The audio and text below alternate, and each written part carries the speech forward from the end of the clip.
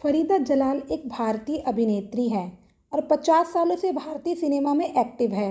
फरीदा 200 से भी ज़्यादा फिल्मों में अभिनय कर सबको अपने अभिनय का लोहा मनवा चुकी हैं। वे हिंदी के अलावा तेलुगु और तमिल फिल्मों में भी काम करती हैं। उनके बेहतरीन अभिनय के लिए फिल्म फेयर के अवार्ड से भी सम्मानित किया जा चुका है। फरीदा जलाल का जन्म 14 मार्च 1949 को नई दिल्ली में हुआ था। फरीदा ने 1978 में कर्नाटक के रहने वाले तबरेज बर्मावर से शादी की थी, जिनकी 2003 में मौत हो गई। दोनों का एक बेटा यासीन है, जिसे फिल्मों से ज़्यादा लगाव नहीं है। फरीदा ने अपने अभिनय करियर की शुरुआत साल 1967 में रिलीज फिल्म तकदीर से की थी। इसके बाद उन्होंने कई लीड और सहायक किरदार निभाए हैं। वह मुख्यतः पारस, हैन्ना और दिलवाले दुल्हनिया ले जाएंगे के लिए जानी जाती हैं। उन्होंने कई टीवी शो में भी अभिनय किया है, जिसमें से हैं ये जो जिंदगी है, बालिका वधू और सतरंगी ससुराल आदि प्रमुख हैं। फरीदा जलाल का करियर 60 के दशक में शुरू हुआ था। उन्होंने एक कॉन्टेस्ट जीता था और इसके बाद उन्हें फिल्में ऑफर होने लग गई थी। लेकिन एक ऐसा वक्त आया जब फरीदा को बहन के रूप में कास्ट करने की होड़ मच गई थी। वैसे तो फिल्मों में हीरो और हीरोइन की सबसे ज़्यादा चर्चा होती है, लेकिन एक ऐसा दौर था जब बहन के किरदार के लिए फरीदा जलाल हर तरफ छाई हुई थी। आलम यह था कि हर एक्टर फिल्म में उन्हें अपनी बहन बनाना चाहता था। बॉलीवुड में एक्ट्रेस बनने आई, लेकिन बहन बन गई और फिर धीरे धीरे मां के रोल में फिट हो गई।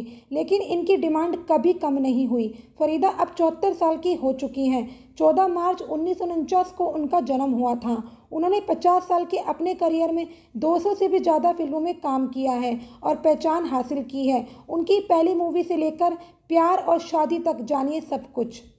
फरीदा जलाल का जन्म मुंबई में हुआ था और 60 के दशक में उनके करियर की शुरुआत United film producer talent Hunt जीतकर हुई थी, जिसे फिल्म फेयर ने स्पॉन्सर किया था। उनके साथ राजेश खन्ना ने भी एक कॉन्टेस्ट जीता था। इसके बाद उन्हें पहली मूवी तकदीर ऑफर की। बाद में फरीदा ने राजेश संग आराधना मूवी में भी काम किया। फरीदा जलाल ज़्यादातर फिल्मों में मेल लीड की बहन या फिर रिजेक्टेड मंगेतर का किरदार निभाती थी, लेकिन फीमेल लीड के ऑफर कम ही मिले। उन्हें बॉबी से पॉपुलैरिटी मिली, जिसमें उन्होंने ऋषि कपूर की मानसिक रूप से बीमार मंगेतर का दमदार रोल निभाया था। 80 के दशक में उन्हें बहन के बाद आंटी, माँ और दादी के किरदार ऑफर होने लगे। जब फरीदा जलाल से एक इंटरव्यू में पूछा गया कि वो एक हीरो की बहन के रूप में कैसे टाइपकास्ट हुई, तो उन्होंने जवाब में कहा था, ये सब गोपी के साथ शुरू हुआ, जहां मुझे महान दिलीप कुमार की बहन का रोल ऑफर हुआ था। मना करने के बारे में भूल जाओ, मैंने तुरंत इस ऑफ़र के लिए हाँ कर दिया था। भले ही मुझे बस जाकर सेट पर उन्हें देखने का मौका मिला होता, मैं वो भी कर लेती। मुझे तो बहुत पसंद है। मुझे याद है कि इन दिनों हर एक्टर दिलीप साहब की नकल कर रहा था, चाहे वो धर्मेंद्र हो, जितेंद्र हो या मनोज कुमार। मैं दिलीप साहब की बहन के रूप में बहुत ज़्यादा डिमांड में थी। हर हीरो वही चाहता था, एक्टर चाहता था कि मैं उनकी बहन का किरदार निभाऊँ, कभी फिल्म की हीरोइन की बहन भी। फरीदा जलाल ने आगे कहा था, एक्ट्रेस सिर्फ अपने गाने गाती थी, जबकि मेरे पास सभी ड्रामा वाले सीन्स थे। मुझे मेरी पहचान और अवार्ड्स मिले। पारस मूवी में संजीव कुमार की बहन थी, लेकिन राखी दी जिन्होंने हीरोइन का किरदार निभाया था, उनके अलावा भी मेरे पास करने के लिए बहुत कुछ था। मुझे इसके लिए पहला अवार्ड मिला। फिर मुझे दूसरा अवार्ड मजबूर के लिए मिला, जो सलीम और जावेद की लिखी एक मूवी थी, जिसमें बच्चन साहब मेरे भाई बने थे। यह बहुत दिलकश था। जब मुझे बहन के रूप में मजबूत किरदार मिल रहे थे, तो मैं एक्ट्रेस क्यों बनना चाहूँगी। निजी जिंदगी की बात करें तो फरीदा जलाल ने एक्टर तबरेज बर्मावर से शादी की थी, जो कर्नाटक के भटकल के रहने वाले थे।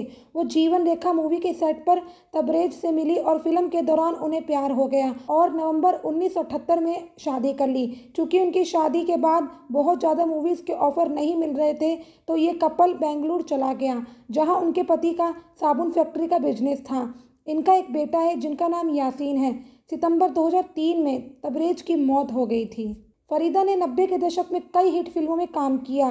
इसमें राजा हिंदुस्तानी, कुछ कुछ होता है, दिल तो पागल है, कहो ना प्यार है, कभी खुशी कभी गम शामिल हैं। उन्हें दिलवाले दुल्हनिया ले जाएंगे के लिए भी याद किया जाता है। फिल्मों के अलावा उन्होंने टीवी पर भी बहुत काम किया। वो शरारत में नजर आई थी, जो खूब हिट हुआ था। साल 2017 में फरीदा की मौत की अफवाह उड़ी थी, जिसकी वजह से वो काफ़ी परेशान हो गई थी और उन्हें पब्लिकली इस अफवाह को सिरे से खारिज करना पड़ा था। हिंदी सिनेमा में फैमिली का भारी महत्व रहा है। जब तक निरूपा राय पर्दे पर रो नहीं देती, पिक्चर का इमोशनल कॉन्सर्ट पूरा नहीं होता था। जब तक राखी ने अपने करण अर्जुन को पुकारा नहीं, तब तक सलमान शाहरुख का स्टारडम अधूरा था। मगर उसी दौर में कुछ एक्ट्रेस ऐसी रहीं जिन्होंने मेलोड्रामा माँ में से माँ बचा लिया। उन्होंने फिल्मी माँओं को रियलिस्टिक तो नहीं मगर विश्वासजनक जरूर बनाया। ऐसा ही एक नाम है फरीदा जलाल।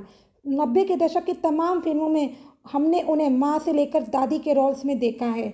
नाम गिनने पर आए तो उस लिस्ट में दिलवाले दुल्हनिया ले जाएंगे, राजा हिंदुस्तानी, दिल तो पागल है, कुछ कुछ होता है, कहो ना प्यार है जैसी ब्लॉकबस्टर फिल्में शामिल हैं। इंटरेस्टिंग बात तो यह है कि इन फिल्मों में कैरेक्टर रोल्स करने के लिए Farida proper Hindi film heroine रह चुकी थी। मगर फरीदा के ऐसे फैसले ने फिल्म इंडस्ट्री से उनकी इमेज बदल कर रख दी। वो कैसे हीरोइन से हीरो की बहन बन गई, उन्हें भी रियलाइज़ नहीं हुआ, मगर उन्हें इसका मलाल बिल्कुल भी नहीं है। फरीदा जलाल के फिल्मों में आने से लेकर अब उनके गायब होने तक की पूरी कहानी। 1959 में आई आराधना के बाद फरीदा पुरस्कार नाम की फिल्म की जॉय मुखर्जी के साथ बतौर लीडिंग लेडी नजर आई। फिल्म नहीं चली, तब दिलीप कुमार बहुत बड़े नाम थे।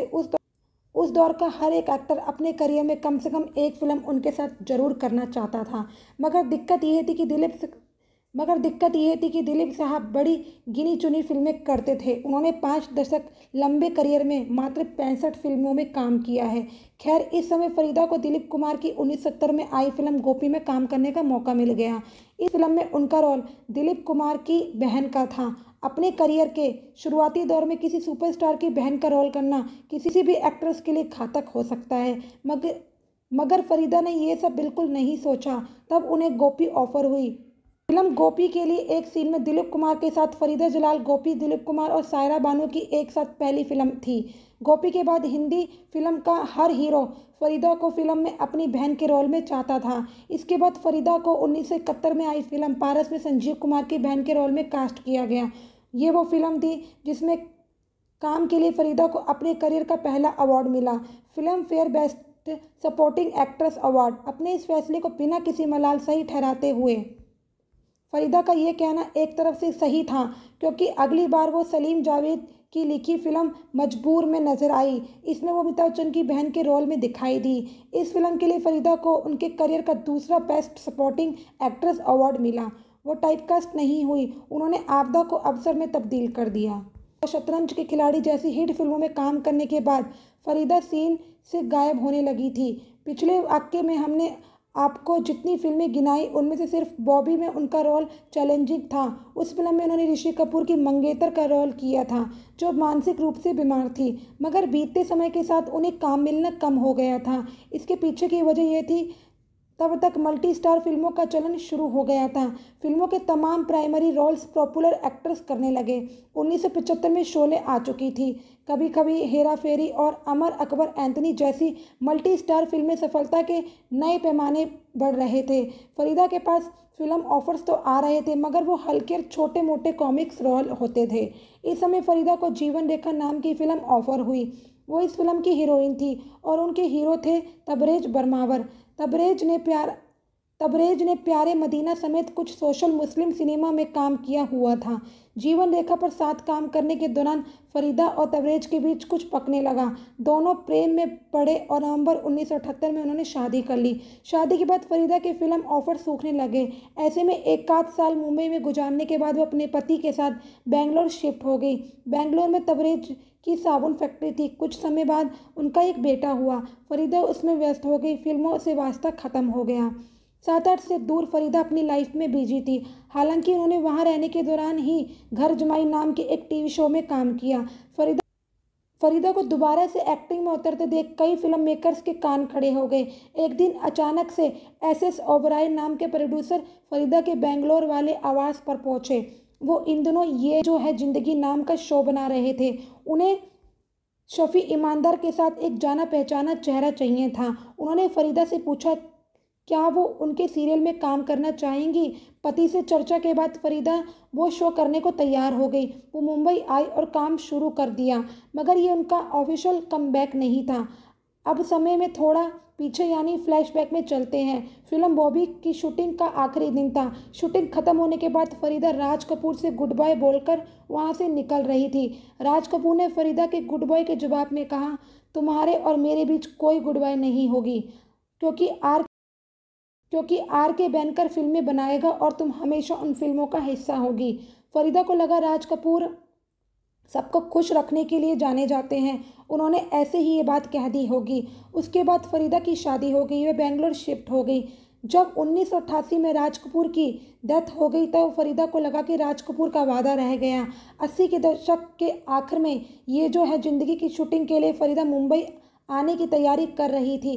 तभी उन्हें राज कपूर की आखिरी फिल्म माने जाने वाली हीना का ऑफर आया।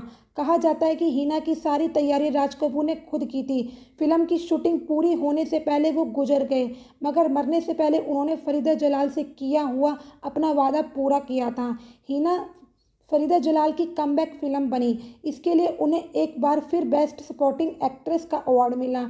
अपने एक इंटरव्यू में फरीदा बताती है कि वो हीना को अपनी आखिरी फिल्म की तरह देख रही थी। बकौल फरीदा वो चाहती थी कि हीना में काम करने के बाद पूरी तरह से फिल्में छोड़कर फैमिली पर फोकस करेंगी। हीना की सफलता का जश्न मनाने के लिए मुंबई के ताज होटल में एक पार्टी रखी गई थी। यहाँ फिल्म की पूरी स्टार कास्ट के साथ फरीदा भी मौजूद थी। इस पार्टी में कई फिल्म मेकर्स उनसे मिलने आए और वो सब लोग चाहते थे कि फरीदा उनकी फिल्म में काम करे। यहाँ से फरीदा की इमेज एक हीरोइन और सेकंड लीड से बदलकर माँ और दादी की हो गई। 90 के दशक की कई हिट फिल्मों में उन्होंने इस तरह के रोल्स निभाए और इन किरदारों में उन्हें खूब पसंद किया गया।